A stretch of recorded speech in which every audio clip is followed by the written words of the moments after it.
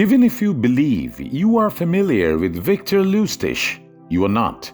There's nothing known about him other from his sweet greetings, the angry scar on his left cheekbone, and the made-up claim of being born in the Czech village of Hostin in 1890. In reality, this description may bring to mind another name, perhaps Robert V. Miller, or one of the 47 identities he used throughout his conniving days. But there is one distinction that separates him from all the other con artists. It was Victor Lustig who sold the Eiffel Tower twice. Count Victor Lustig was a charming man.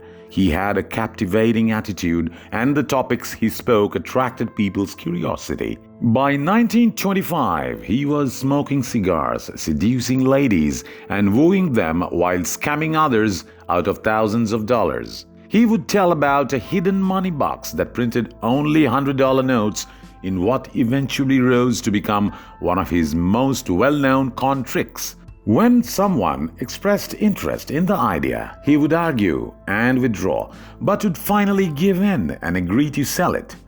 Given that Victor obviously valued the item highly, the asking price may be somewhere between $10,000 and $30,000. He would fill the box with a few dollars in advance to demonstrate the printing device's reliability. After selling the item to the most eager customer, Victor would immediately vanish, leaving just a trail of dust in his wake while the conned person was left with no new money and a dent in their wallet. The artist has amassed over 40 police arrests nationwide and beyond state boundaries, with many more schemes and tricks. But Victor experienced greater things in that year. While he was in Paris, the authorities issued a statement on the magnificent Eiffel Tower of Paris's need for repairs. The issue instantly divided public opinion, with some voting in favor of the renovations and others against them. At the time, a publication article observed that it would be less expensive to just demolish the entire structure. Here comes the Deputy Director General of the Ministère des Postes et Télégraphes, a government representative trying to make contact with Parisian junk traders to negotiate a rich offer that demanded their greatest caution. The guy wrote a letter to 5 dealers in the city and asked them to meet him at the Hôtel de Crillon, in a room at one of Paris's luxurious hotels.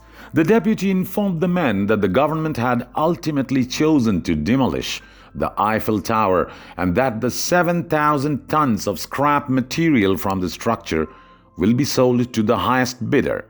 He believed the decision to relocate was appropriate because the tower, which was created as an arch for the 1889 World Fair, was never intended to be up for this long. And Alexander Dumas had also branded it a loathsome construction. The opportunist already knew who his target would be as he watched all 5 of the dealers fall victim to his web of deceit. Lustig afterwards had a private talk with André Poisson, a newbie to the area. He explained to Poisson how a government job barely provided him with enough money to cover his living expenses, much less afford him the expensive clothes he required to meet with potential clients. To guarantee that he received the winning offer in the competition for scraps, Poisson immediately acquired this knowledge and paid the seeming bureaucrat $70,000 in bribes. He must have realized quickly that no one was taking down the Eiffel Tower. But by then Victor had crossed the border, ready to enjoy a luxurious life at the cost of his victim and his next target. Victor kept an eye on the newspaper, but no mention of the fraud appeared. He figured he was safe enough to try the same gamble again, and he did. Only this time his victim went to the police, explaining how he had been tricked into believing he would be offered the Eiffel Tower pieces. The story made headlines, and Victor got to read it from his luxurious location in the United States. Victor returned to his money-making machine after breaking the record. He continued to scam citizens and officers, high-ranking authorities and interested businessmen. In the process, he also deceived Al Capone, one of Chicago's most powerful mobsters at the time, with such skill that the guy was unaware that he had been duped. He then teamed up with a chemist called Tom Shaw to expand his counterfeit operation.